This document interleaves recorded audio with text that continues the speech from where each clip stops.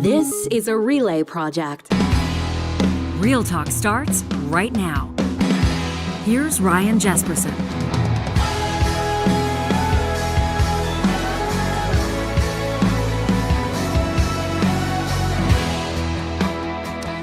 Welcome to Real Talk. Ryan Jesperson here. John Hicks riding shotgun this morning. Johnny Infamous. Yeah. We got a good show in store. In just a second, we're going to check in with Mel Woods, senior editor of audience engagement for Xtra Magazine, which is Canada's largest LGBTQ2S+ publication. Mel grew up in Alberta. They've made their career in media, telling stories, understanding what resonates with people, and obviously have walked miles and miles in the boots along those journeys that we're talking about. The top political story probably in Canada right now, certainly in Alberta right now, the new policies announced by Alberta Premier Danielle Smith a number of days ago relating to trans kids, relating to every student under the age of 18 that would be participating in sex ed, even relating to trans women participating in sport. Mel reached out via social media to everybody about a week ago, and I want to talk to them about why they did that. They saw a deficit in the quality and the depth and the accuracy of the reporting on this story, and we figured that it was time that we welcome Mel to the show. So that's exactly what we're going to do. Plus, developments in that story of 5 former National Hockey League players. At least their careers are on pause right now. They're certainly former Team Canada hockey players, competitors in the 2018 World Junior Hockey Championships. Their lawyers appearing in court yesterday, and some interesting developments with the National Hockey League on that front as well. We'll bring you those details. We're grateful to have you here with us. Plus, we're going to get into our mailbag today. We told you that the engagement with this show has been off the chart over the past month or so. We tweeted about it yesterday. The YouTube numbers are there, and our inbox is bursting. And so we figured we're going to maybe leave some time, as much time as we can, every episode over the next 5 or so to make sure we get to some of those emails. And big congrats to you. 13,000 subscribers now on YouTube. So keep hitting that subscribe and keep telling your friends. Yeah. I think we'll give away something cool when we hit 15,000. That feels like the right thing to do. You and I put our heads together. We'll come up with something cool. So if you don't yet, if you're watching this live streaming on YouTube or you're watching it later and you don't yet subscribe, go ahead and click it. It's the best way to be notified every time that we're going live or every time there's new content from the Real Talk channel homepage. That could be highlights, shorts, or whatever else. You know, this episode of Real Talk doesn't happen without the support of Danatech, and we've got a pretty quick message, a brief message, but a direct one to those of you that are in charge of safety training with your business. If you're looking to get your team the industry's best safety training, Danatech, look no further. They've been Alberta's safety training leader for more than 3 decades. Their courses designed by experts with real on-the-job experience, so those courses are actually going to make a difference on your job site. You're going to save lost time to injuries. You'll stay compliant with changing regulations. That is a thing. You know it. Plus, save money on training with Danatech. Big companies across the country use Danatech's WHMIS, TDG, electrical, and lifting device courses for good reason. They've got a catalog of more than 150 courses across all industries. If you want to find out more about bulk discounts and get your team started on training, the best bang for the buck in the business, visit danatech.com today. Mel Woods is the senior editor of audience engagement at Xtra Magazine. That is Canada's largest LGBTQ2S+ publication. Prior to joining Xtra, Mel was an associate editor for Huffington Post Canada. They grew up in Red Deer, spent some time in Calgary, and now call Vancouver home. And that's where they're joining us from this morning. Hey, Mel, thanks for waking up early. Whenever we have West Coast guests, we like to thank them for making that extra effort to be on the show. Welcome to Real Talk. Oh, it's a good reason to be up, so I'm happy to be here. So you grew up in Alberta?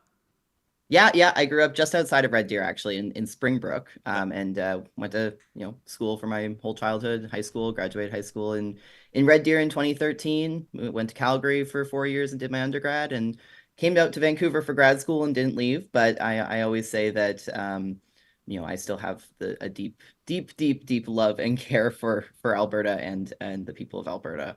So you grew up in the city of Red Deer, right? You moved to Calgary. What year would you have left the province? What year did you move to BC?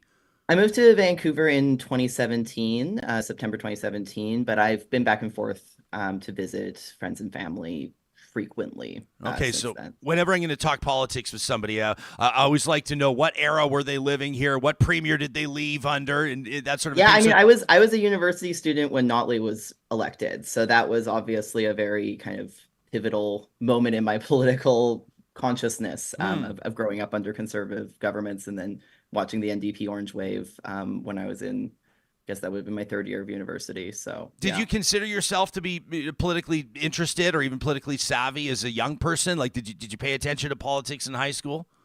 Yeah, I did. I very memorably in my middle school fake election that we did, I was the class NDP leader. Oh, really? Overwhelmingly, because of course all of my friends and classmates voted how their parents voted, which in Red Deer in 2006 was conservative. So I've always followed politics and been quite involved in them, and I ran my student newspaper when I was in undergrad, and so we kept tabs particularly on the Ministry of Advanced Education during that time. And then during my work at HuffPost, I was the only editor based out here. The rest of our staff were out in Toronto or Montreal. And so I kind of was charged with keeping tabs on Alberta and BC as we went through so many interesting eras in that time and into the early pandemic and whatnot. Yeah, so you're the class NDP leader in high school. All your friends are representing or voting in this exercise how their parents voted or how they understood them to vote. Was that the same story with you? As far as you're comfortable talking about, did you grow up in an NDP household or a conservative or other? I grew up in kind of an other. My mom was a transport from BC and was largely a anybody but conservative voter. And my stepdad, when they met, was a conservative voter, and I think she converted him. But they used to say when I was quite younger, she was like, "Well, there's no point in us voting this way because we're just going to cancel each other out." So I'd say fairly an anything but conservative household for a lot of my childhood, but it depends for sure. Did you continue or have you continued to follow Alberta politics after moving to BC and establishing roots there? Oh, definitely.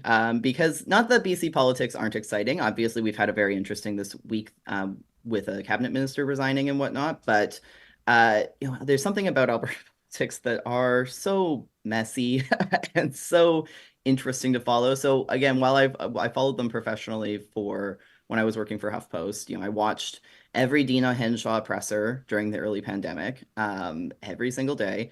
And I've been very, very, very in closely watching Smith rise. Now, in the context of the work I do at Xtra, we cover LGBTQ+ issues, and that is something that Alberta politicians love to either talk about or talk how much they're not talking about. And so I've been following quite closely. We're grateful that you've made yourself available here to talk about what's happening in Alberta politics right now and stack it up against policy in the rest of the country, including Saskatchewan and New Brunswick. You did touch on Selena Robinson's resignation. I don't know how much you want to get into this. We haven't yet touched on it on the show. I think this is a pretty engaged audience. Most people will know that Minister Robinson or former Minister Robinson was a post-secondary minister under Premier David Eby, of course, and in speaking on a Zoom call to B'nai B'rith, the Jewish organization, she infamously referred basically to modern Israel as being founded on a, quote, crappy piece of land where nothing was happening, suggesting there was no agriculture, no industry there. Obviously, huge outcry over the comments. For quite some time, Premier Eby said she doesn't need to resign. She's got some work to do, but she doesn't need to resign. Of course, she has stepped down in the most recent development. What's your take on that story? I mean, I was surprised it took so long for her to step down. I think that the writing was on the wall as soon as the public outcry started after those comments were made. I'm surprised that Eby dragged it out as long as it did, because it looks worse when you drag those kinds of things out. So I'm very curious to see if there's further calls for her removal from caucus. I know that that's not good enough for some people, the cabinet stepping down. I personally am mostly kind of sitting with my popcorn and waiting to see what's gonna happen there. Mm-hmm. So let's bring it back to what we're talking about here, and that is, of course, Premier Smith's policy announcement and the ripple effect, which has been significant. Some interesting polling on it. We've had a lot of different conversations and perspectives represented on this show. What I'm most interested is your personal perspective and how it first landed with you. Do you want to start with Blaine Higgs in New Brunswick and what you thought when that policy first came out? He was the first. And he kept it limited to education. He basically said, if a student under a certain age, under the age of 16, wants to change their pronouns or their name in school, we're going to notify the parents, and left it at that. Nothing on sport. There was nothing on sex ed. But obviously it caught the nation's attention. How about you? It's something that's so interesting because in the queer press and in folks working in LGBTQ2S plus media, we've watched this growing eldritch horror that is the anti-trans bills in the US for several years now, date back to the bathroom bills in 2016, for example. And so I think it was a sense of dread is what I personally met the New Brunswick announcement. It wasn't even necessarily a new policy. It was a rolling back of an inclusive policy in New Brunswick. So, in Saskatchewan, they introduced new policies, new legislation around this. In New Brunswick, it was more the premier kind of discovered this thing in existing policy and said, no, I want it this way, and worked to change that. And I think that back in May, our political columnist Dale Smith at Xtra wrote a column kind of saying, like, watch out, this is going to be the tip of the iceberg of these sorts of things, because it shows these types of bills, types of policies starting to find a foothold in Canada. And so I think the New Brunswick one was met with kind of this dread and kind of we need to be talking about this. We need to be calling it what it is, naming it for what it is, before it catches fire and spreads to other provinces and escalates, because that's how those US bills happen. At first it's just bathrooms, and now suddenly we're banning trans adults from accessing gender affirming care. Like that's the spectrum we're working on here. And so New Brunswick represented the start of that snowball. And we see now these kinds of policies or approaches literally are snowballing. Saskatchewan picked up a few more things and roped it into what they were putting forward. And now in Alberta, we have this kind of massive ball of kind of dangerous policies that attack so many different areas of basic life for trans people, for kids, just in general in the province. And it is all spurred from something like that New Brunswick policy. And so I think we knew that. The thing is, we knew that back in May, and we just kind of were helpless to watch it keep on going. Yeah, interesting. I mean, Saskatchewan kind of raised the bar, right? When Premier Moe talked about invoking the notwithstanding clause, which of course got people's attention, and then the suspicion was, when we knew that something was coming here in Alberta, that it would go even further. What was your gut telling you as you saw that and heard rumblings that the Premier in Alberta was set to make a policy announcement? Yeah, back on her radio show the week before on the Saturday call-in show, when she said that a parental rights policy was coming, I don't know if I even expected the extent to what it is. I think that there was kind of that dread because she'd kind of yo-yoed back and forth on these things and has always been saying that she doesn't want to play political football with kids' lives and these trans issues. And she brings up her non-binary family member all the time. But we also had her caucus, her party back in November, loudly calling for this kind of policy, loudly calling for policies that, would ban trans women from women's prisons, things like that. And it's like, okay, so there is sentiment within that sort of grassroots further right base. And I think that it was inevitable that she would feel that pressure to do something. Again, the extent of it, the amount that it's based on, frankly, just like misinformation around healthcare, is incredibly scary and dangerous, that was deemed acceptable to put out there based on what it is. I'm very, obviously concerned about it, and concerned about what sorts of other legislation it's going to spur and what that next roll of the snowball is going to be. Yeah, I see a lot of people wondering if this is going to, I don't know if you knew this, maybe you did, but an interesting poll, people are reporting getting, these sort of robocall polls over the past number of days, asking how they feel whether or not parents should be notified if a young person, if somebody under 18 or under 16 is seeking an abortion.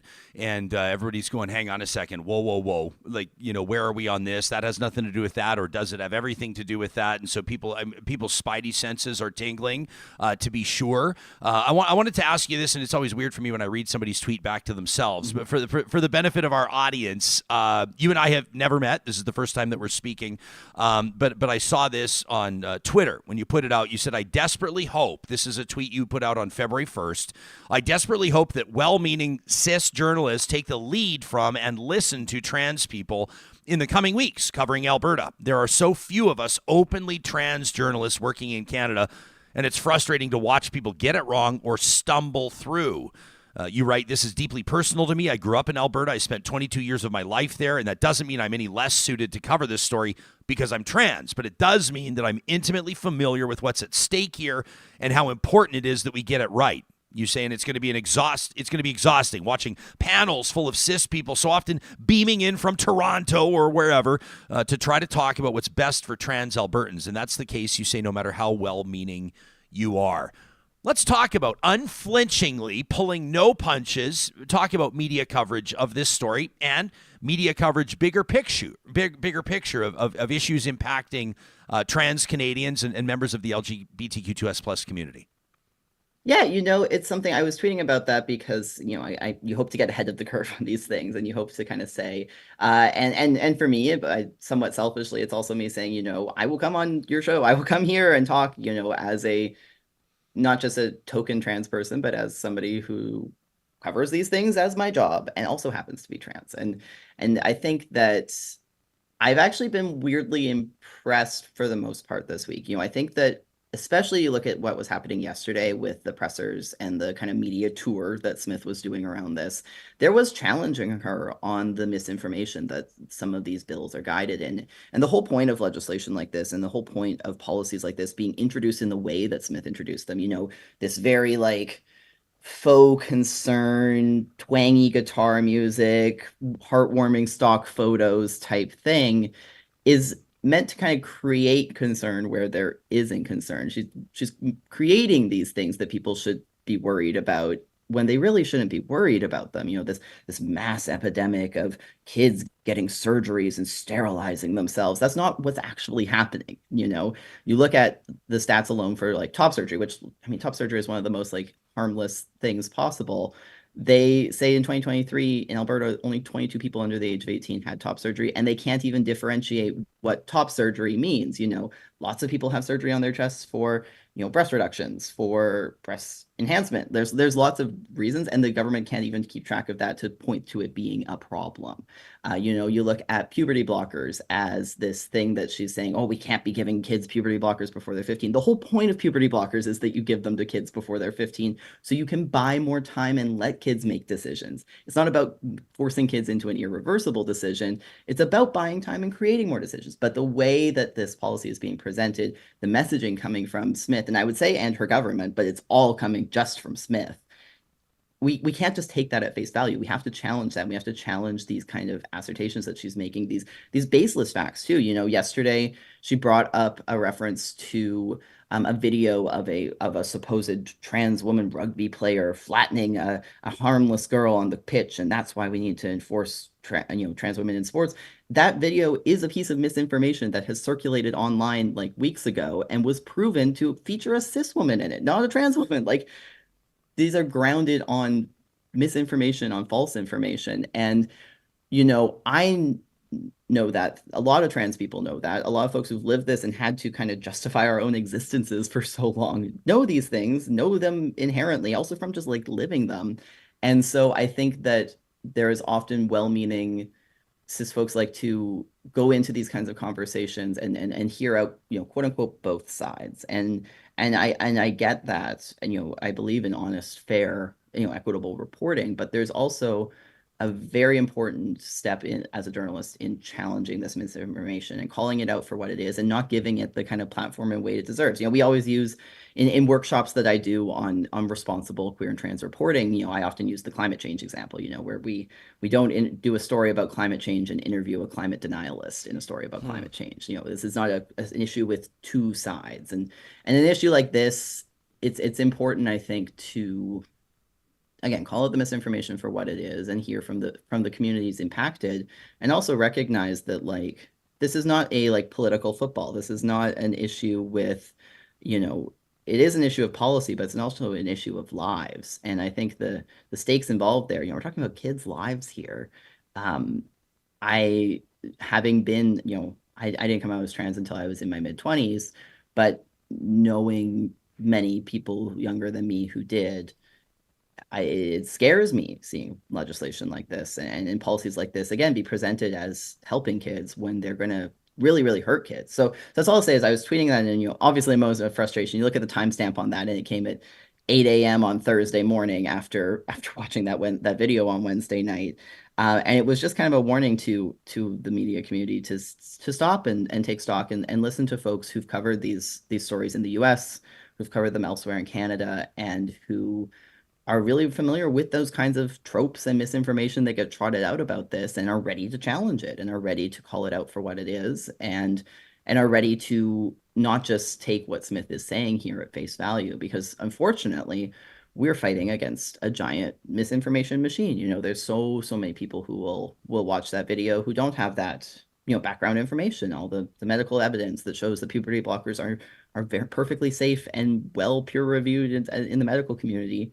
And we're fighting an uphill battle to try and get that proper information out, when somebody like the Premier can just make a soft-spoken, twangy guitar video and spout it out to people. So that's where that tweet came from. It came from a moment of frustration, but also, again, a recognition that there's, much as the other issues of equity within journalism in Canada, there's not great representation of people of color in general.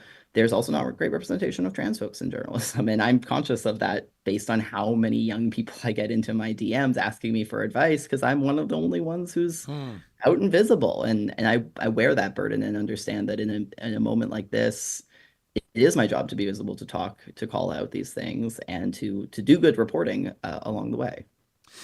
Got a very interesting question. I honestly love questions like this. They make me nervous on the fly. We do this live streaming and then we just podcast it out. And so you better sound smart the first time. But there's a very intelligent person who I respect very much, Jeremy Farkas, a former city councilor out of Calgary. And Jeremy's taken a stand publicly and talked about his own history and his own understanding of his sexuality and gender. And I appreciate him in this chat throwing this. And he says, well, who gets to decide if an issue only has one side or two sides? And that's a very simple but very complicated question, isn't it? Or maybe it's not complicated at all. But I love that he threw it in there, because even as you're talking and people say, and Mel, I feel like we're fast friends. So let me just say, when you say both sides, I hear some people kind of like when they say both sides now, they like spit it out of their mouth. Like, oh, Jesperson has one of those both sides talk shows. And we don't do both sides on like slavery, right? We don't do both sides on child sexual abuse. But when it comes to issues like, should a parent be notified about something when a kid's under 16? To be honest, part of me goes, I mean, I get it. Like, part of me kind of goes, I understand why parents are like, excuse me, I love my child very much and I would like to be made privy to this information. And then I also get when people say, well, if you're doing a good job parenting, your kid will tell you anyway and you shouldn't have to worry about it. But that's not legislation. That's not in paper. That's not in black and white. So in this issue, I do think that it's important to hear from different perspectives on the issue. But what I think is most important is to hear the perspectives of people that say, this is a matter of life and death for us. There's evidence that proves, for example, queer youth, and in particular trans youth, have a grossly disproportionate higher rate of suicide attempts, of young people experiencing homelessness. Just ask anybody that works in that space. I know I don't have to tell you this. And so maybe we can agree that there are priorities when it comes to perspectives that need to be heard. But I don't think that the both sides idea is inherently negative. Feel free to disagree with me.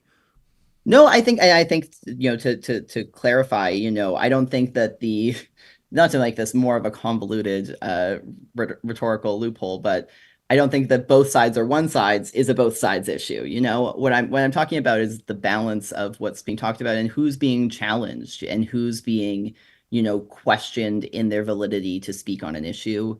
And I think a lot of people will come and say, like, I've experienced before, and I think a lot of other kind of transmedia figures have been experienced being kind of told you're too close to an issue to report on it, to talk about it. It's too personal. You have too many stakes in it.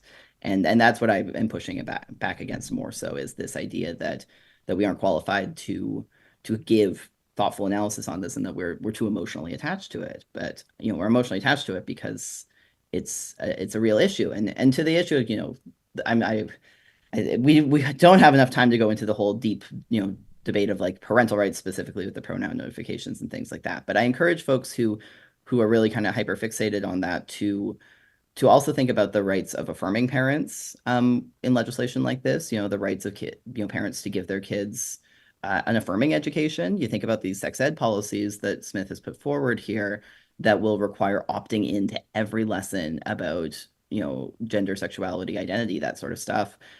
This is going to mean that teachers just aren't going to do those lessons, because opting into them and doing the bureaucracy of that is going to mean that less lessons on that is being taught. And does that infringe upon the rights of affirming parents to have their kids learn, inclusive sexuality?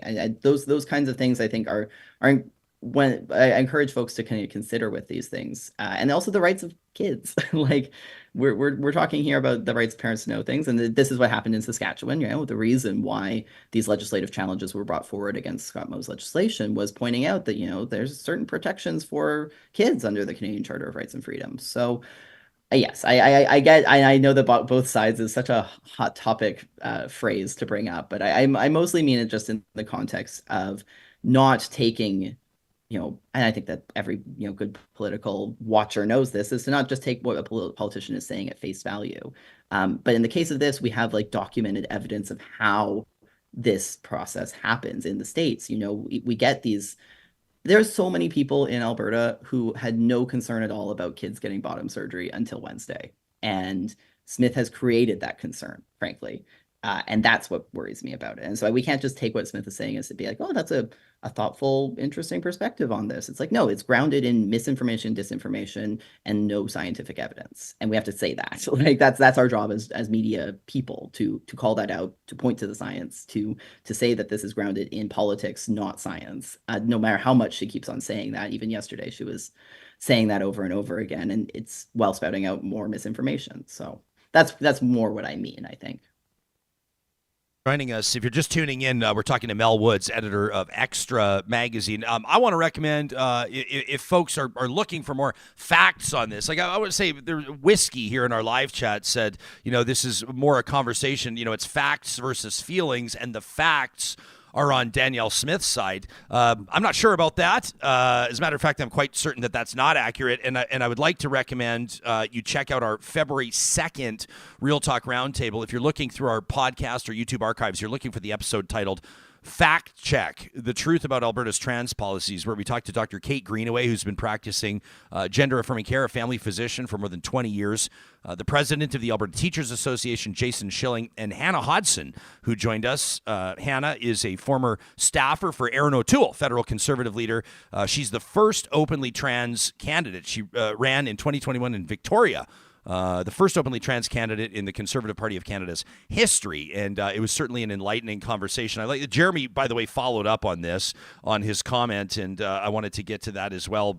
He simply said, after you were answering, Mel, Jeremy said, I believe what Mel is suggesting is that people jump to a false equivalency between both sides. It's perhaps a lazy cop-out for people who don't want to dive into the empirical evidence of both sides, which I think is a good observation. I wanted to get to some other comments here as well. Ken has a good one, says, I have no issue with increasing medical scrutiny on treating gender dysphoria, including health authority panels, but bans are not that. They are bans with no regard for medical consensus, which I think is a fair observation from Ken.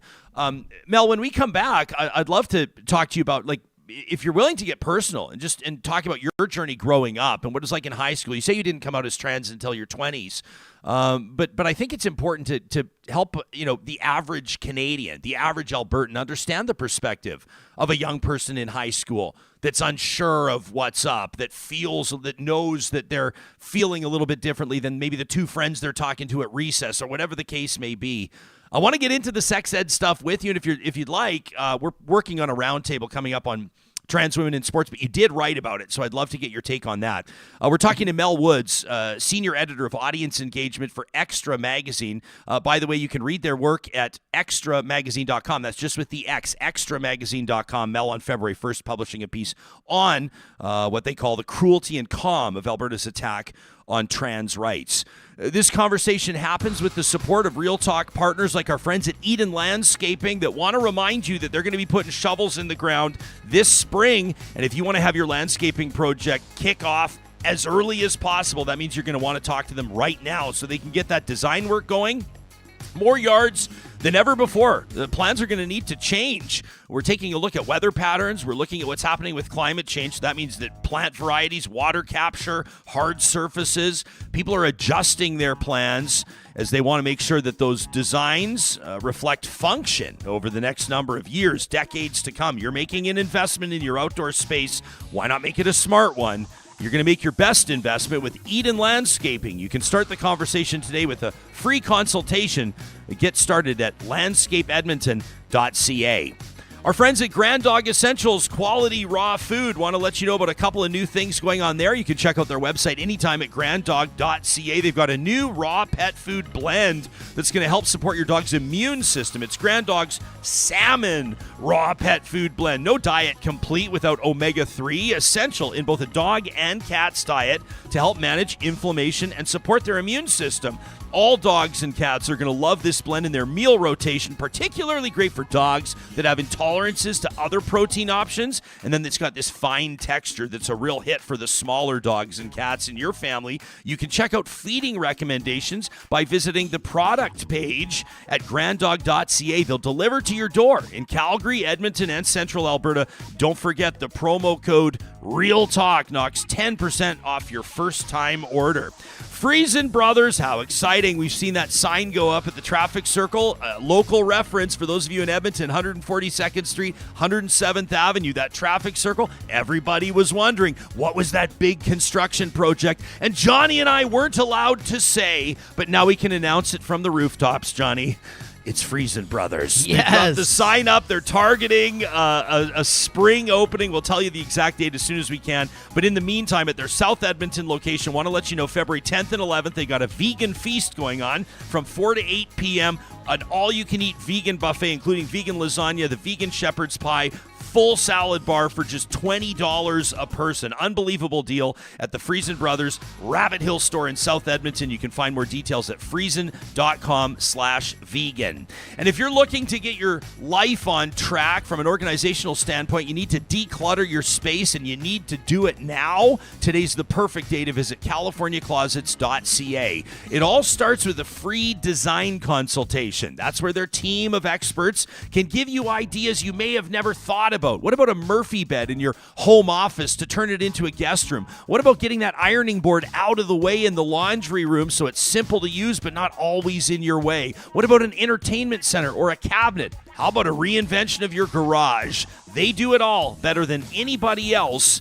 Get the conversation started at californiaclosets.ca.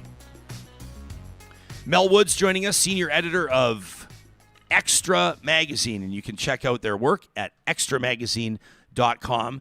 Mel, there is a lot of talk about the pronouns and parental rights, and I know you said we don't have time to really get into the debate. I mean, the fact is we have as much time as we want to take. We have as much time as you have available. What's not being represented in that conversation? Like, can you shine some light as best you can for us to help the average audience member understand what the journey is like for a young person who thinks they are or knows they are trans navigating a public or private school system? Yeah, it depends on where you are too, right? Like, I will admit I haven't been in the Alberta school system since 2013, but back when and that feels somewhat recent, and even then, there weren't any openly trans students at my school, but I can say at least half a dozen of us who've come out since we were in school, and that's an interesting thing to say, right? And I think that one of the benefits of the progress made on queer and trans rights in the last decade is that more and more young people are having access to the things that help them connect to who they are. I know it's really cheesy. I feel like sometimes when we talk about trans kids, we get really after school special about it, where it's like born in the wrong body and living your truth. And for some kids, that's really realistic. But for some kids, it's also just as simple as seeing someone in media, maybe, seeing a figure on TV, a character even, or another friend or somebody they follow online, and saying, hey, that connects to me. That feels like me. And sometimes you're really fortunate to be in a space where you have the words for that. And then maybe you have that's where inclusive sex ed, inclusive education around gender and identity comes from. It's not about trying to indoctrinate kids and turn them trans. It's about giving them the language to define feelings that they do have and will figure out at some point, but giving them those terms and those spaces earlier on. And you talk about GSAs, QSAs as similar spaces like that where kids can be exposed to different, kind of possibilities. For to be as like simple as it, in a world where we don't have those things, where we don't have media with trans representation in it, there's going to be kids who feel this way or feel certain senses about how they want to live, how they want to be, and aren't going to have any words for it and aren't going to know that that's a thing that they can be, right? And so for me, at least, when I think back on, my own personal journey, my truth, whatever you want to call it, for me, it was so much of saying like, oh, I can actually live like this. Like I don't have to live like this. I can, make my body into something that feels comfortable and good and like home to me. And again, that gets you veer into cheesy territory, but I think it is important to say that that's what these surgeries are about. That's what this medical care is about. It's about, creating, letting this like flesh vessel that we all have to live in feel like home and feel like comfort. And to go back to schools and education, and inclusive policies, that can be a process. A kid doesn't wake up one morning and say, time to get all of the surgeries and go on hormones and become a man. No, it's a process. You learn things, you figure out what you want to be. And there's also a broad spectrum of what gender is. There isn't a script on how to be trans. There isn't a script on how to transition. But the more education that we have for kids, the more opportunities for inclusive safe spaces we have for kids to not, I hate using the word like play around because I think that trivializes or this, but to a certain extent, it is that it's trying on different hats. It's trying on different hats of who we want to be, the same way that we do in so many other aspects of our lives. When I was in high school, had so many people say like, "Oh, you're smart and in the humanities. You should be a lawyer." And then I got to university and was like, "Oh, I'd be a horrible lawyer. Like so much paperwork." But I, learned what journalism is and was like, "That's actually what I want to do." Again, this isn't exactly equivalent because this is much higher stakes than something like that, but it's the same sort of thing. If I didn't know journalism existed, then I wouldn't have become a journalist. And so much of that is the same way in this. And that's why, when we see these kind of like fatalistic, doom and gloom stories about like the fact that this is trying to erase trans people from existence, this is a genocide of trans people. To a certain extent, that's where they come from, is this idea that by cutting off these educational points, by cutting off this knowledge to kids, these inclusive policies, we're cutting off the ability for trans kids to become trans adults in a lot of ways. And that is scary and terrifying. And all of this stuff is not new. That's the big thing here too, is we see these policies are new, these policies attacking these things are new, but the fact that, the New Brunswick policy was rolling back an existing inclusive policy that was passed and had been worked towards by, LGBTQ2S+ activists. And we've made so much progress in the last 10 years on queer and trans rights. That's why I think so many people like me are so disappointed by these kind of policies and legislation, because it's just actively like taking 15 steps back from the 5 steps forward that we've made. And so that's where it all comes from. Again, it's that idea that if you give kids the space to figure out who they are and give them the opportunities, then they'll figure it out and they will be happier and not depressed and not commit suicide and all those other things, those stats that we keep on pulling up about this. Mel, did you say you graduated high school in 2013? 2013, yeah. So was there a GSA in your high school, like from 2009 or 2010? Not a very big or vocal one. I think there was a small like lunchtime group of a few people. There was a few. I wasn't even openly queer when I was in high school.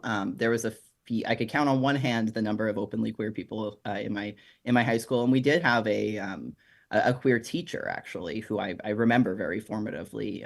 Who she would her wife would come and pick her up from school every now and then, and just. That was one of my first exposures to queerness, frankly, was this. And she was so, very, very vocal about it, I think, in her own, and, reflecting back on it, it's quite radical to be, one of the only openly queer teachers in that space. And I know that she's gone on to do a lot of important advocacy around that in the district. Have you ever reached out to her? No, I haven't actually. I should, frankly. Imagine how much she would love to hear from you, I bet. Yeah.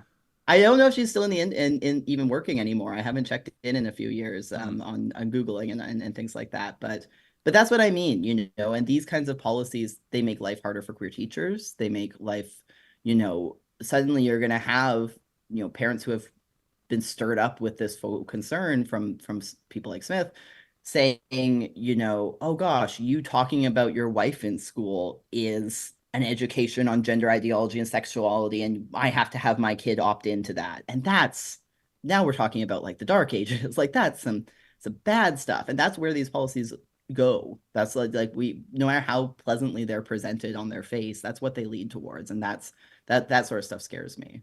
Johnny, did you you went to high school in Ontario, right? Was it Ontario? I did, yeah. Yeah. Did you? Do you remember? Was there a GSA at your high school? I don't think so. And I came from a small town, so what year? If there was, I wasn't aware of it. Graduate high school. 1990. I don't want to date myself. You have to. You have to date yourself. 98.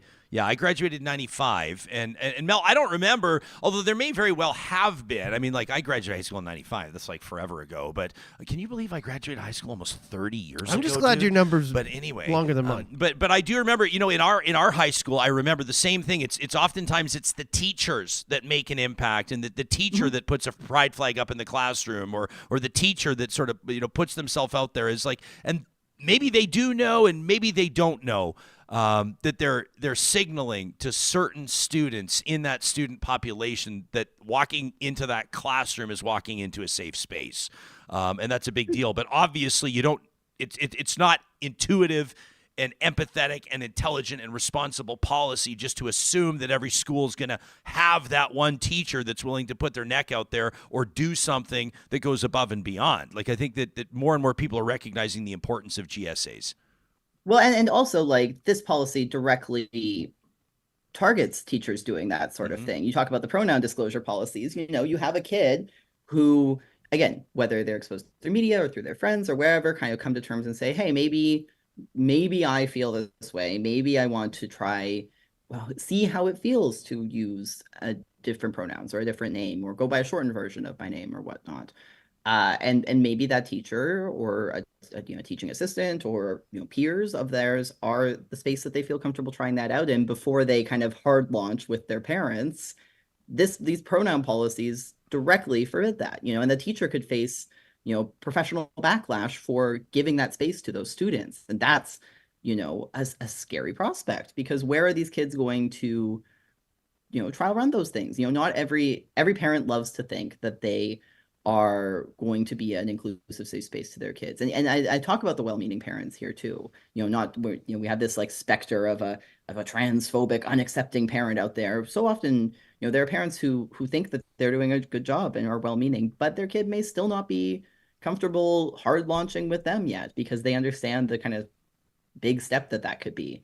Where are they going to try these things out, figure these things out for themselves, if not within their peer groups, within support of other adults in their life, and who could be teachers, guidance counselors, things like that. And so that's where these pronoun policies are one of their biggest kind of issues, is it just kind of erases the spaces where kids can, work on those senses of their identity, and forces them into their homes where, again, on the extreme case, you have, kids who will not face accepting parents and will be, kicked out or abused or things like that. But you also even just have kind of the discomfort of maybe not being ready to take that step with your parents, but maybe wanting to make it in some spaces that are kind of safe and constructed for that. So that's where these pronoun policies have become such a big issue. We're talking to Mel Woods in our live chat on YouTube. Jennifer says, as a trans person, watching literally everybody else debate whether I deserve to have rights or not gets exhausting. It's ridiculous that we're still having this conversation in 2024. You write in your February 1st piece at xtramagazine.com that the announcement, quote, marks a particular heel turn for Premier Smith on trans issues. For people that may not have that on their radar, remind us what she said in 2022. Oh, well, to use that, I'm actually going to go back to 2012, 2013, whenever it was, 2011, I think it was, the Gay Lake of Fire, right? So back when Smith was the Wild Rose leader, and kind of had her political career torpedoed thanks to a candidate saying, that gays would burn in a lake of fire or whatnot. Yeah, Alan Huntsberger is his name. Yes, a specter. And again, I was like in university when that was happening, and very formative experience. But it's interesting watching her kind of when she, had her big comeback, her resurrected her political career, and also when she was trying to contrast herself from Kenny and Kennyism and from, even Brian Jean to a certain extent. She said very firmly, I'm not going to play political football with trans kids' rights. I'm not going to debate these issues. I think these are things that should be, handled within families. I have a non-binary family member. She keeps on bringing this up. I think often about this mysterious non-binary family member of Danielle Smith's. She even was mentioning them yesterday as a young person in her life who's transitioning, who she seems to be staking a lot of justification for these policies on. And she said that she wouldn't do that. She said that she wouldn't play political football. Even when we go back to when the New Brunswick policies were rolling out, when the Saskatchewan policies were rolling out, and she was, obviously getting asked about these things, there was like a sense of not committing one way or the other. But I think there is a reluctance to do it because it is a hard line in the sand of conservatism to do it to this extent. Obviously, her advisors, her party, her caucus decided, not even her whole caucus. It's interesting. I'd be very curious to see how much support for these policies exists in the full caucus. But obviously her party and her policymakers at the convention in the fall said, we want this. She kind of realized that politically she has to do something like this. And politically, obviously, she's decided to do the most extreme version of this that we've seen yet in Canada. And it's all politics. And that's what I write about in that piece is that, these are, once again, coming from issues that aren't actually issues. There isn't like some big, province-wide call to police puberty blockers. No, this is constructing an issue for the sake of politics, for the sake of appealing to that increasing further right base. And, we see Poilievre doing this at the federal level as well, in kind of bringing up these sorts of policies and invoking them, and the federal Conservatives passing, resolutions around pronoun policies in the fall at their convention, when that's not even federal jurisdiction. It's because it's all trying to play to a very certain segment of the base. And whether that works or not is going to be really interesting to see, particularly with the state of politics in Alberta. I part of me wonders if this is the moment of introducing this legislation is not directly tied to what's happening with the Alberta NDP and their leadership currently, that it was kind of the best time to slide something like this in.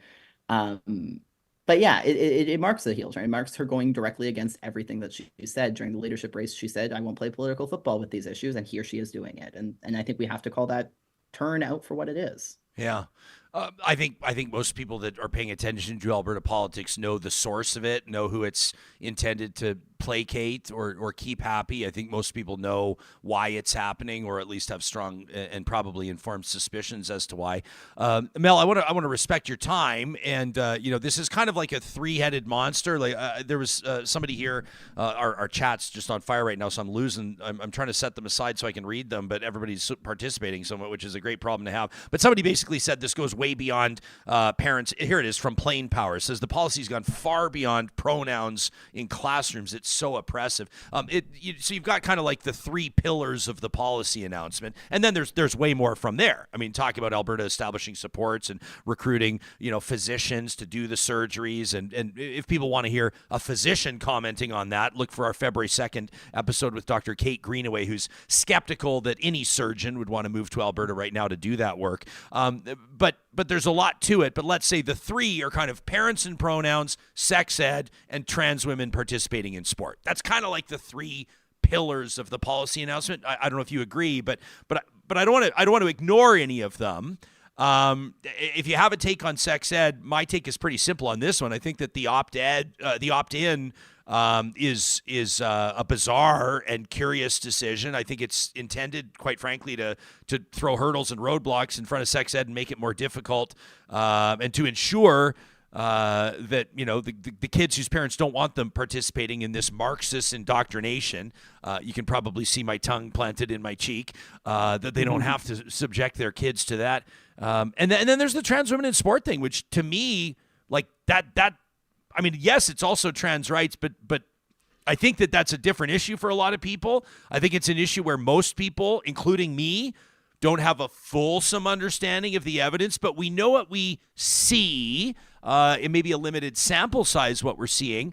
And I think that people are kind of torn on that one. When you look at the general population, do you get the same sense? I think to one point, I think also important pillar of this is the medical stuff. I think you mentioned parents and pronouns, sex ed, and the trans women in sports. Right. I mean, the puberty blockers and surgeries of aspect course of this is huge and hugely precedent setting in Canada. I think that it feels tacked on, frankly. Every other aspect of these policies is around kids, around parental rights, around the rights of parents to make medical decisions for their kids, blah, blah, blah. And I can talk forever about how, not based in fact or science a lot of those policies are. But the trans women in sports thing feels just like an extra little jab in there to placate a very specific percentage of the population that has become hyper fixated on this issue in recent years. And the facts there, there's actual medical scholars who have written lots about, biological advantage and testosterone and all those things. And, you pull up the example that everybody does. And I think it's a good example of saying like, well, Michael Phelps has a biological advantage and we don't police Michael Phelps from competing in swimming events. People's bodies are different. There's a vast spectrum of bodies across genders, across, hormone bases, across what puberties we went through. You can line up a lot of different people and have a lot of different body types and so-called advantages in sports, and that is not necessarily delineated by trans people. And there is not this groundswell of this the right-wing media, particularly in the US, love to hyperfixate on the one time a trans woman does okay in a tournament. Leah Thomas, the swimmer in the college, is a good example of that. And you think about how many collegiate swimmers there are, how many trans collegiate swimmers there are who have not had that success. It is disproportionate reaction to these sorts of things coming from these bases. And it's about that manufacturing of concern. It's about saying like, oh, we should be worried about these trans women coming to crush our little girls' dreams. And it's like, no, at the end of the day, it's about letting people play. And this siphoning off of a gender inclusive division or whatnot. There are valid debates, issues. There's been talk in like marathons about having gender inclusive, and for me as a non-binary person, that's exciting. I would love a gender inclusive division that allows me to compete in a space that isn't aligned with my gender. But there are trans women who want to compete in women's divisions who are women. That's the biggest thing here, and it's very frustrating the way that it feels tacked on to this legislation, because it's so blatantly like an appeal to a certain sense of for lack of a better term, trans exclusionary radical feminists. That word TERF comes from this sense of policing and attacking trans women's bodies and trans women's ability to exist in women's spaces. And this is long predated Smith and these policies. It is an issue that we've seen in the UK. It is an issue we've seen in the US. And I say an issue, it is not an issue that trans women are competing in sports. It's an issue that has become this media fixation on trans women competing in sports. You look at the Olympics recently, the trans weightlifter who ended up coming in like second last or something in her division. There was a giant spotlight on her. It's like, just let her go lift weights. She's one of the best women in the world at lifting weights. Let her be one of the best women in the world lifting weights. And so that one is very frustrating, because yes, there's complicated medical stuff about that, but there's also complicated medical stuff about every person who competes in sports, every quote unquote advantage that comes in sports. You want to talk about advantage, talk about economic advantage. There's a lot of advantages in sports. And what this Alberta policy, which it truly is just thrown off in like 2 lines at the end of this bigger video, is basically trying to stop it altogether, all in service of that faux concern that's been constructed by a certain segment of particularly American and UK audiences. And again, a certain segment that has become hyperfixated on this issue when there is no issue there. And this issue and this hyperfixation on this issue leads to like oppression of cis women too. I cited earlier in our chat that video that Smith brought up yesterday, was trying to point to this video of a rugby player as an example of trans women having an advantage in sports. And the rugby player in the video that she's pointing at was actually a cis woman. That was like a piece of misinformation that went around right-wing media a couple weeks ago. And Smith didn't even know that. And that's not even true. And it's all based in these kind of facts. And you look at the policing of, women with elevated hormone levels, cis women with elevated hormone levels. You talk about Caster Semenya in the Olympics. You talk about a lot of, people like that these kinds of policies, these kinds of, inspections and restrictions hurt their ability to play and hurt their ability to compete. And when we're talking about in Alberta, in, regional sports divisions in Alberta, like to police and keep an entire segment of the population out from being able to compete based on these kind of falsehoods, this misinformation, and this constructed right-wing media narrative around this so-called advantage in sports. And I'm sure there's so many people in the comments throwing me, Fox News articles about Leah Thomas right now, but it's not based in fact. Well, let me here. I'll read you one. So there's one comment here says they say trans women in the UFC, trans women winning the NCAA swimming championship, trans women winning boxing and weightlifting championships, achieving world records. I don't know. I haven't seen that story, but I have. Like I will say, I have. There are stories out there. Like you see them. Like whether or not they're fact checked and real. And I can't believe that I'm just sort of whether or not they're real, Mel. Like that is pretty significant. Let me acknowledge. Exactly. I'm not trying to be funny, but you do see like articles and of course for people that have if there's one thing, this is going to be kind of a weird comment, but bear with me. I promise my heart's in the right place. If there's one good thing to come out of all of this over the past week in Alberta, it's that more and more people, I hope, maybe driven by, interaction with this talk show or others that are doing that work, talking to people whose lives are actually impacted here, people with lived experience, people having real conversations. More and more people are actually going to learn the facts. I think more and more people are actually right now seeking the facts. Like, I'll be graphic here, so I don't suspect any children are listening right now, but earmuffs, kids, but are little 7-year-old boys being counseled to have their penises cut off? All these questions that you see it on Twitter and you're going, what the hell? That's obviously not happening, but it's out there and people are believing it. A lot of people will believe outrageous things that they read on the internet from bad actors, I think, with accounts with huge followings. And so I hope that more and more people right now are seeking out evidence and seeking the facts and ultimately understanding those issues better. And I think that there is, and I include myself in this camp, a lack of actual understanding on the reality of trans women competing in sport. Like, I don't know. All I know is what I've seen. All I know is kind of what my gut tells me, but I think that more and more people right now are actually going to be learning the facts, which ultimately is a good thing. 100%. And there's great books out there on this. There's a great book called Testosterone Unauthorized Biography, I think it's called. That's a great kind of piece of, nonfiction medical reporting that looks into the history of testosterone in sports and things like that. And I encourage folks to also be, critical of your media diet too. And when you see, talk to that comment of, listing off UFC, NCAA, blah, blah, blah. Yeah, there you go. That's a good book.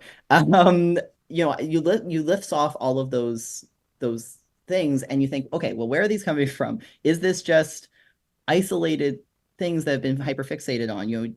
Talk about NCAA swimming. We're talking about one single swimmer here. One single swimmer. Leah Thomas is the person who has become this fixation of a certain segment of commentators online. And there's people who've spent entire careers over this. There's a Fox News commentator who was a competitor who placed below Leah Thomas in a competition and has turned that into her career to talk about that and to try and hurt trans women from being in sports. And it's just, we see, I think a great example that shows kind of how fake so much of this is the World Chess Federation is talking about banning trans women from competing in women's divisions of chess. I would love for somebody to explain to me what the biological advantage trans women have in chess is, because that argument starts to fall apart real quick. Why is there even why isn't chess just chess players against chess players?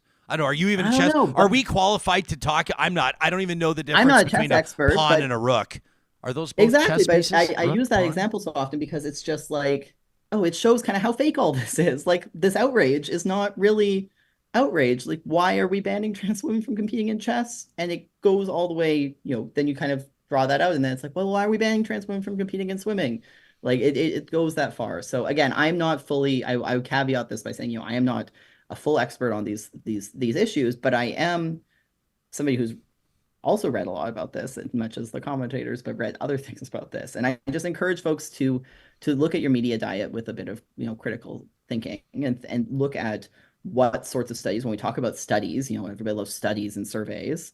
Is it peer reviewed? What source is this coming from? What kind of other information is out there saying these things, and what sources is that coming from? At the end of the day, so much of this issue is about media literacy, and to rope it all back, if we just take what Smith was saying in her video last Wednesday at face value, what she was saying in that press conference on Thursday, or in her media appearances yesterday, you're going to get a lot of misinformation and disinformation. On the press conference on Thursday, she kept ragging on about irreversible changes, irreversible challenges, irreversible damages. She also, I think at one point kind of said, are kids, qualified to make decisions about, if they want to have sex? And it was like, do you think that trans people can't have sex? Like, what are you saying here? Like, this is all grounded in pieces of falsehoods, but they're not being called out for what they are when they're presented in that way. So that's my big thing to people, is like, when you read these things online, when you see, oh, I've read lots about trans women competing in sports. What have you read? What's actually being said there, and what's actually, true there? What sources is it coming from? Is a huge thing to think about when we're talking about these issues, much as we do on other kind of quote unquote hot button topics. Climate change is the one that I keep on using up. When it's saying like, this is an issue that, yes, does have, to go all the way back, both sides or sides to it, certain angles to it, but some angles are based in peer-reviewed science, research, facts, long times, and some angles are based in political narratives that have been developed or pushed for certain reasoning. And I think that's, when we look at these policies, particularly some of the medical policies that Smith is putting forward here, it's not like these are like experimental treatments that are like some newfangled thing that have been introduced, and only, the Alberta government can save us from these experimental things that are happening to kids. This is medical policy, medical procedure that's, been developed over years and years and years, and people have fought for years and years and years to be safe and accessible and accountable. That's why these medical associations are speaking out so much about these policies right now, is because they put in the work to make sure that what's being done is correct right now. And the fact that, a politician can come in and say, no, I think it should be a different way. That's wild to me. We've been talking to Mel Woods. If you're just joining us on the Mixlr live streaming audio app presented by California Closets, Mel, an editor with Xtra Magazine. You tweeted again yesterday, and we'll wrap with this. You said, much love to other trans folks like Florence Ashley and Faye Johnston and more, speaking out and educating the media about what's happening in Alberta. You say it's emotionally draining work, particularly with the pressure of being often the only trans voice in the room on these issues. And I don't mean that to complain, you say. It's just that stopping or slowing down or logging off feels particularly difficult when the stakes are this high. When we're at this moment we saw come and go, the moment we saw come and go in the U.S. of passing a certain point of no return on the fight for trans rights, all to say, keep supporting and genuinely listening to those folks and other trans voices fighting the good fight right now. That's you, Mel, and we appreciate your availability. Didn't think we'd keep you for an hour, but obviously there's a lot to talk about. And when someone like you, who has lived experience, who's working as a journalist, who's telling the stories, and who has a remarkable ability to articulate it, we sure appreciate it. Thank you for this. Oh, thank you so much for having me. Anytime. And again, I think that I don't purport to be the singular voice on these sorts of issues, but what I really encourage folks to do is to, again, be critical of what media you're consuming around these things, and ask those questions, and really stop and say, why are these policies coming forward? What is the reasoning behind them? And what can I do to educate myself further on these sorts of things, whether it is reading books or listening to doctors and medical experts on these medical issues, listening to the voices of trans kids. We saw a lot of protesters out in Calgary and Edmonton over the weekend, in Ottawa yesterday, in places in the coming days and weeks, and actually listen to them. I think, at the end of the day, these kids, these affirming parents, they also know what's best for their kids. And I think the affirming parents and the supportive parents get so lost in the shuffle here of these kind of very small minority of parents who are hyper fixated on if their kid's going to change their name or pronouns at school. What about the parents who want their kid to be able to get inclusive sex ed. So that's what I encourage folks and leave folks with, is to listen to a variety of voices. Florence, Faye, lots of other folks are out there. It's great to see Hannah Hodson on your panel last week. There's a certain small percentage of very visible trans folks in Canada, and we understand the stakes at hand here. And I will always speak out on behalf of trans kids. You can follow Mel on Twitter at Into the Mel Woods. What a fantastic handle. And you can read their work at xtramagazine.com. Thank you, Mel. Thank you. You got it. And thanks to everybody that's been participating here in our live chat, or most of you anyway. I kid. I saw that comment from Whiskey when we're going, well, what changed with Danielle Smith? And from 2022, she says she doesn't want to use trans kids as a political football, and then in 2024, there it is. And I said, I think it's pretty obvious. And I saw an audience member by the name of Whiskey, who I appreciate being here, saying, well, don't blame this, Ryan. Don't blame this on Take Back Alberta. I saw that. I just about spit out my coffee because if you're not, and like blame is not the right word to use. David Parker at Take Back Alberta, and I hesitate to invoke his name on this because I know he just loves it. He just loves it. But you got to be kidding me if you don't think that this is to keep them happy. You got to be kidding me if you don't think that this has everything to do with them. I mean, if you take a look at David Parker's Twitter account, all it has been for the past, Smith makes this announcement on January 31st. They released the video in the afternoon of January 31st. You can check out our February 1st episode as we kind of go through the video and make our first observations on it, sort of a layperson's view, kind of political analysis of the policy. And then, of course, on our February 2nd episode, our Real Talk Roundtable, which I hope everybody checks out. I mean, David Parker has been crowing about this, has been crowing and glowing about this, has been celebrating this and retweeting everything about it. You got to be kidding me if you don't think that this is all about them, Whiskey. So bless you, my friend. But there's absolutely not a chance. I mean, that's hilarious. I think he was inferring that the TBA has no power. They literally got rid of a premier already. Of course they have power. I mean, they can Kenny was kicked as out much by like it or not. Take Back Alberta has influence on or controls literally every single member of the United Conservative Party's board.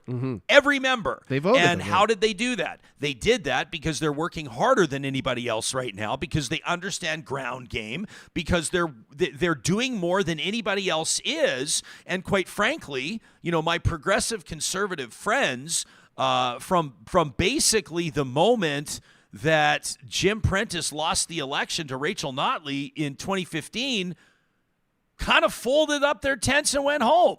I got the sense, and I've had these conversations with many of them, and I'm talking former cabinet ministers, former premiers, former constituency association presidents that felt that they had done their work, and it was time for the next wave of the party to take over, for the next wave of the progressive conservatives. And guess what? They didn't show up.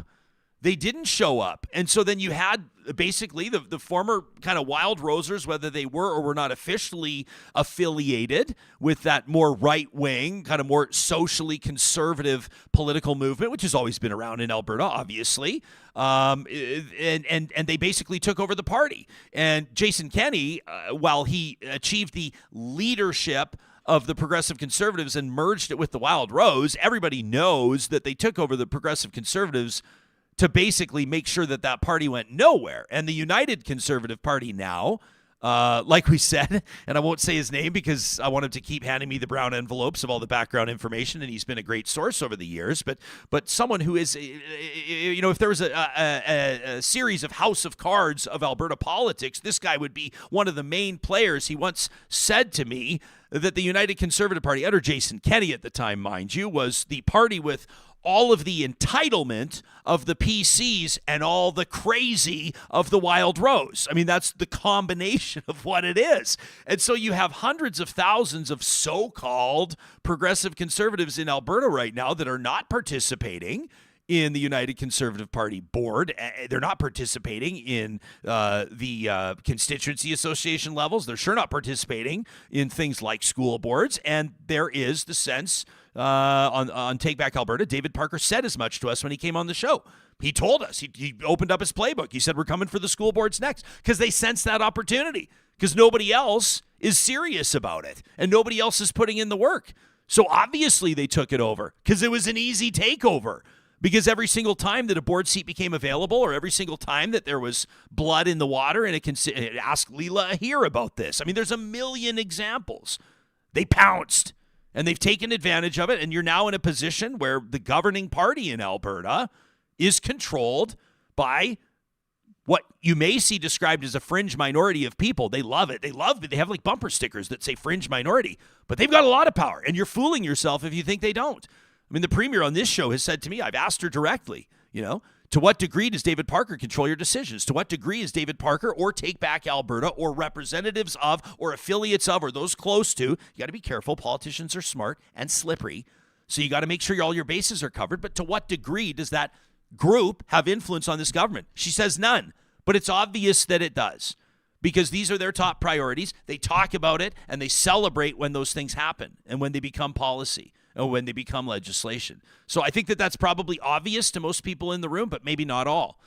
We want to get to some of your emails here. Johnny's got an update for us on the 5 former World Junior Hockey players as well. Their lawyers in front of a judge yesterday, not the players themselves. That's coming up in 90 seconds or less. Really quickly, wanted to put on your radar that the Canada Greener Homes Grant is coming to a close. It's actually expiring, and our friends at Covey Renewable Energy are kind of sounding the alarm on this because there's like less than 2 weeks left. And if you're listening to this, maybe in the next 5 days, you got a very limited time to qualify for that grant. The best part about Covey Renewable Energy is that they handle all the paperwork for you, so you're not going to have to go online and print out these big federal government forms and apply yourself.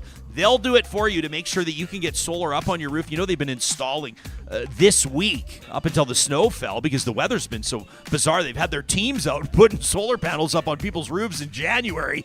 Didn't see that one coming.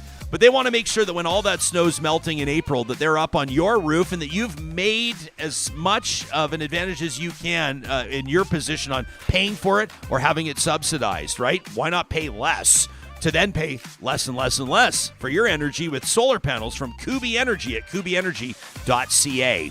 Apex Automation is hiring one of Canada's fastest growing automation firms, and they're putting out the call to talented, skilled engineers in Alberta, BC, and Saskatchewan. If you're interested in working in, or you have experience working in chemical manufacturing plants, potash mining, robotics, natural gas processing, pipelines, upstream oil extraction, they can barely keep up. They've got so much opportunity for Canada's best engineers, and they would love for you to be part of their team. Learn more by checking out the careers link at apexautomation.ca. They're building a culture there where people like you can do your best work. If you're ready to grow your career, challenge yourself, and learn new skills, you'll be a fit at Apex Automation. And a shout out to our friends at Complete Care Restoration. We tell you because we're really proud of it. They're the ones that built this studio and did an unbelievable job problem solving. So I, in good conscience, can give them 2 thumbs up to anybody that's looking to have disaster restoration work done. For a lot of people, that may be flood damage that you're still dealing with. Burst pipes a few weeks ago. Check this out on their website at completecarerestoration.ca. They've got an entire page dedicated to water damage restoration. Rapid response, lasting solutions. This is not the type of thing that you want to wait on. Visit completecarerestoration.ca today. So we got a ton of emails here, but I want to read a few of them, Johnny, before we get to your update on the hockey front. But this one from Heather really made an impression on us yesterday afternoon. She said, real talk, first of all, thanks for all the respectful, healthy, mature discourse on this topic of the Alberta government's new policies. I certainly appreciate the show for all the real talk. I learn a ton, and I challenge my own thoughts on the regular as a result of the show. Heather, that is the best kind of feedback. She says, not that you've discussed it in any depth yet, but you keep suggesting that perhaps one of the least controversial parts of the policy is the participation of transgender women in sport. Heather says, I have changed my mind on this topic, so I thought I'd share my thoughts. Love it, Heather. She says, at the competitive levels of sport, there is a valid argument of fairness, and I think that this is something that the governing bodies of sport are wrestling with and establishing policies to ensure that fairness. Much like doping, this is something that each sport or athletic association needs to regulate as it relates to their sport. And as I understand it, bodies like the UCI, that's the Union of Cyclists, certain aquatics associations, they've established policies on gender inclusion. This seems reasonable to me, says Heather, given they're experts in their sport. Maybe what's appropriate in swimming is not appropriate or is important in archery, as an example, or chess. How about that? From time to time, I even see gender inclusion policies in the local road races that I participate in. Heather says a blanket provincial policy seems redundant at best, but it really kind of feels like just another way to exclude and target transgender people. I would suggest that most folks, including kids, play sports to participate, not to compete. Shouldn't we err on the side of inclusion over fairness? That's a big question, isn't it? She says, does it really matter if there's a transgender kid on a 7-year-old's rec soccer team? I mean, as long as that kid feels included and welcome, I would suggest we're winning. I mean, didn't Malcolm Gladwell identify that kids born earlier in the year were more likely to make up rosters of junior hockey teams? That is fascinating, and it is true. She says this was an advantage due to their physical development. The fairness of one's birth month doesn't seem to be the target of government policy. There's a balance of fairness and inclusion, to be sure, but in most circumstances, it seems to me we all need to err on the side of inclusion in all aspects of our society for a little more tolerance. That from Heather. Sure appreciate that. Good email. Yeah, wasn't that good? It is. And just so you know, like the athletic and Olympic standards for, competing as a trans athlete, they haven't changed. For women, it's pretty much you can't possess physical, so bone structure, muscle mass, testosterone, hormonal, or physiological advantages. Because I saw a lot of comments today that were like, "Oh, all you have to do is get a surgery, and I could be the best rugby player." It's not that easy, right? At all. Yeah. The Castor Semenya case is very interesting. I think most people know about that one. But Castor Semenya, to note as well, is it does not identify as trans. Mm-hmm. It's called intersex, and it's an interesting one. But it is relevant to the conversation to a certain degree. Marianne writes in, parental rights is the subject line, says, well, Ryan, parental rights should exist, and definitely probably we could use some clarification, but seriously, this policy strikes me as very short-sighted as to what rights parents should have. Like, it targets gender and sexuality, which are not what the majority of parents struggle with their kids. Yeah, I'm sure that there are students and parents that deal with it, but there are many more problems that parents could use help with that aren't even touched on here. Marianne says, I've been teaching for 33 years. Over the past 8 years, I've dealt closely with parents and administrators while students are presenting challenging behaviors, drug use, social media addiction, risky behavior behind the wheel, restricting phone use. I mean, just to name a few. She says this policy does not help parents navigate those murky worlds. When a 14 or 15-year-old tells their parents to get stuffed when they want to look at their cell phone history, even though they pay for it, right? They may have true fears of what their kid is up to on their device, but they feel helpless. What about parents who have a 16-year-old kid who has their driver's license and is texting and driving but's never gotten caught? But the parent knows it and is doing everything they can to prevent it. Can the parents suspend their license? Not to my knowledge, says Marianne. Says there are so many issues that are contentious when it comes to adolescents and their parents, no doubt. I was a parent of a headstrong, independent teen. It was hard. But as a parental rights policy goes, this would only have supported me as a parent of the daughter of an LGBTQ2S plus person. This narrowly focused policy does nothing to help parents with the wide span of issues that arise. So let's call it what it is, a trans policy. A pig is a pig is a pig, even if you put lipstick on it. Trying to convince the people of Alberta that this is a policy that will uphold parental rights is bullshit, says Marianne. This is a policy that takes rights away from children and parents navigating murkiness. So thanks for nothing. Marianne says, I just loved your roundtable on February 2nd. I look forward to the day we can look back at this dark policy and shake our heads in disbelief that it was even uttered out loud. And that day will come because society evolves. Unfortunately, we wonder how many youth will be harmed until that evolution is complete. Marianne signs off. Take it easy and keep it real. We promise we will. This one from Lisa, who says, Jespo, Johnny, the best piece of advice I ever received as a parent was to not sweat the small stuff. And most things are just small stuff. Kids want to experiment with pronouns, names, clothing, hair color, small stuff. If my kid wanted to make these changes permanent, then we'd have to move past the small stuff and work with healthcare professionals to see what next steps would be and when.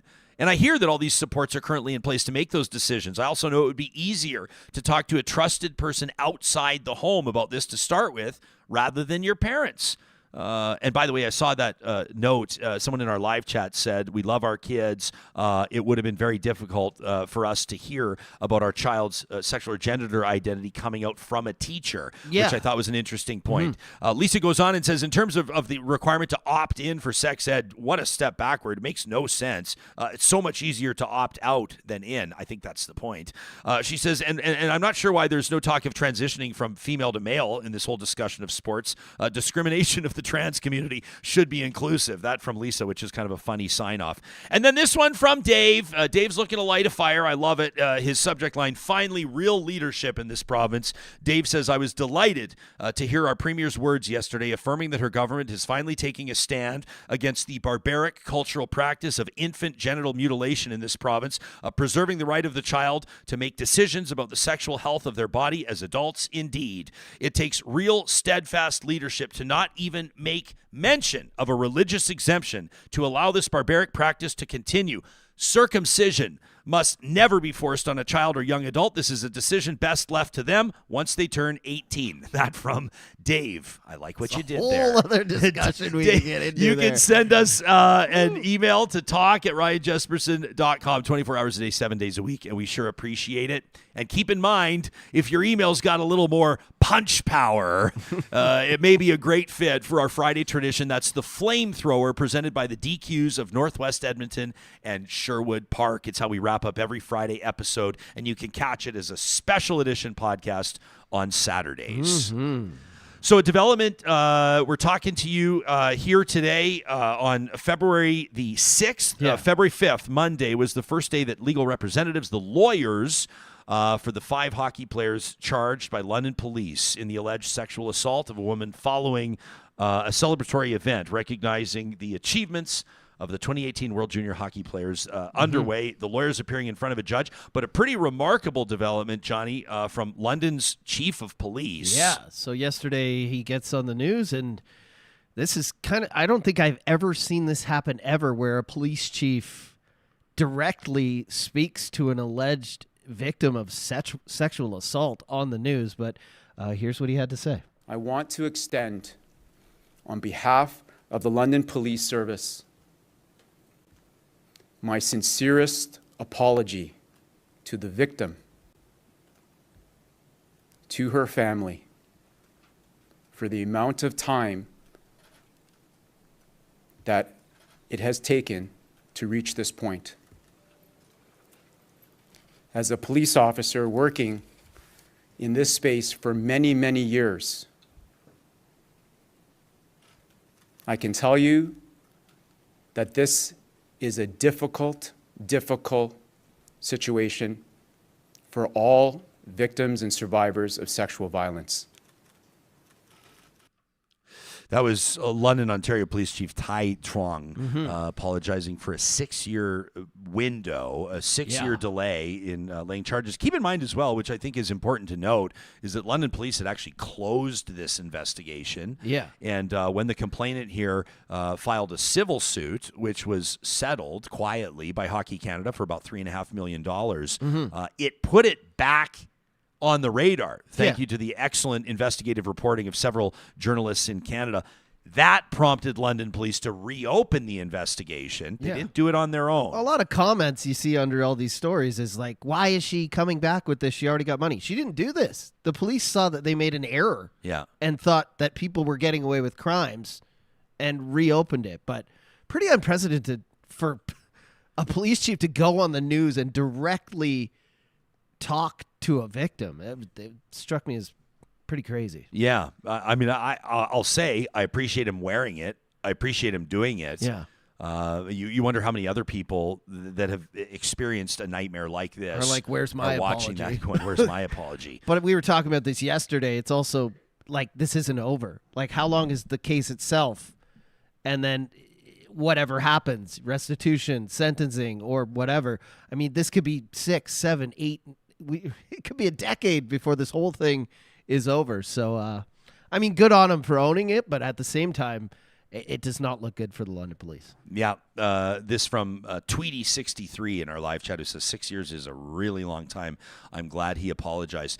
Something else, an angle on this, which probably isn't the most important angle, doesn't have anything to do with the trial. I guess in a way it does, but this trial, the date has been moved, kicked down the road. It's going to take longer than was initially expected. And the National Hockey League has spurred some conversation here when it comes to, and forgive us for going here, but it's kind of an interesting one, the salary cap and whether or not these players' salaries are going to count against the cap. And the reason why it's particularly caught our interest is because it sounds like a bit of a double standard here when players are criminally charged versus when players take leave for other reasons. Yeah, so a few teams, I think the Flyers, the Flames, and another one are all going to get, some sort of restitution or some kind of, help with the cap space from this. But we were talking about this morning. So if you take a mental health leave, you can't put that person on the injury list. You don't get any restitution there. You don't get any cap space saving. But if they're charged with sexual assault, you do. That does not look good. Another thing we were talking about this morning is how almost all of these players, except for the one who's playing in Europe, were all signed after these allegations came out. They all signed contracts or extended contracts after these musings were already in the air. We talked about how GMs are all knowing and scouting teams are all knowing. Like, nobody gets signed. They know about everything you've done in your past these days. They go through your social media. The checks are endless. So for them to have signed these players, and then very, very strange, they're also all RFAs. Their contracts restricted free agents. Their contracts all run out. It's very, and I mean, is that just lawyers and like snub nose? Like, is that just the way things are? They just knew that maybe this would come out. Let's cover our bases.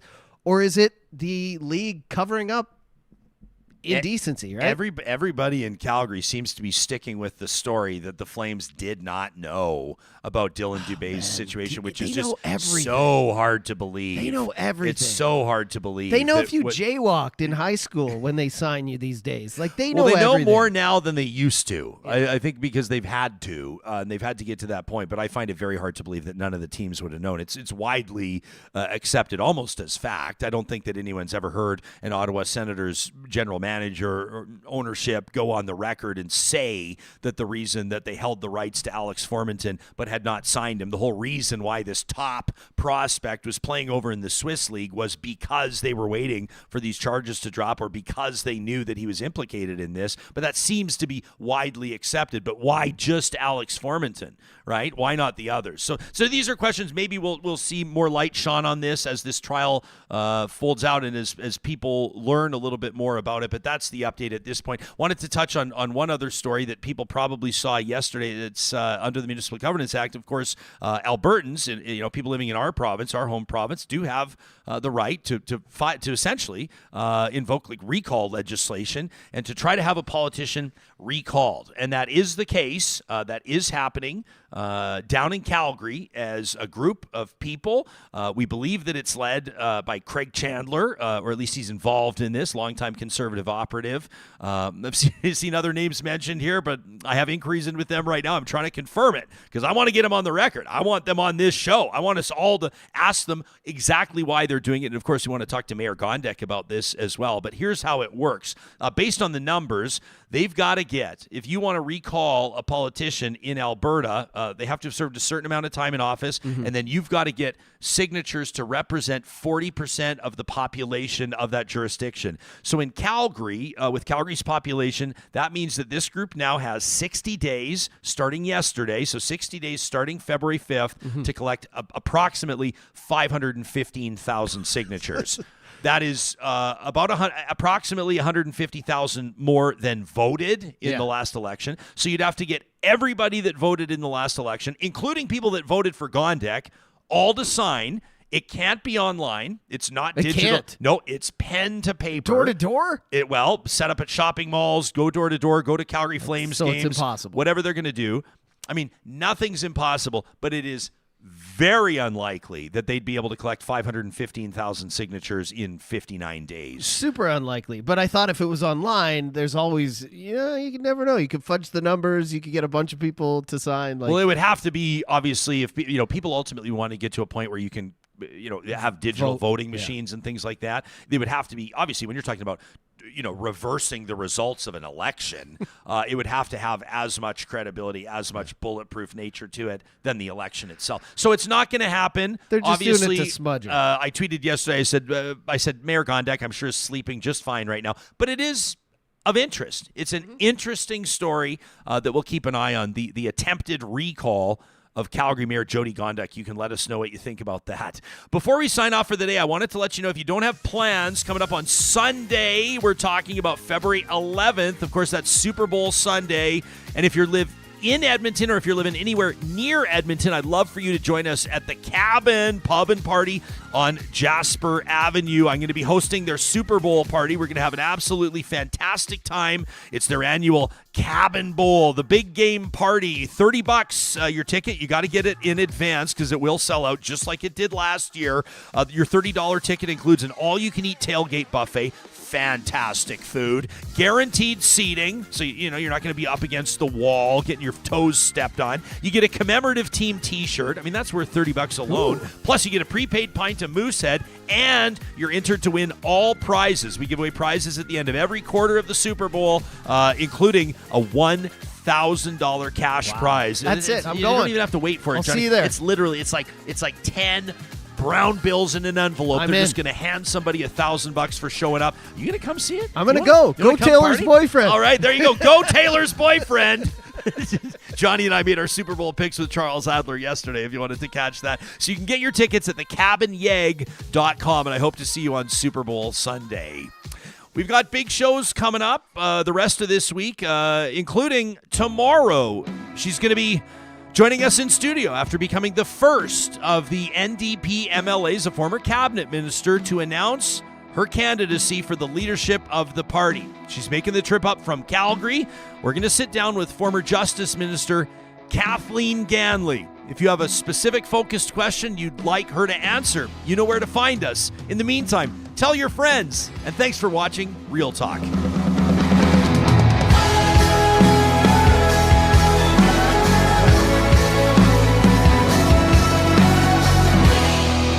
Real Talk is hosted by Ryan Jesperson, executive producer Josh Dunford, technical producer John Hicks.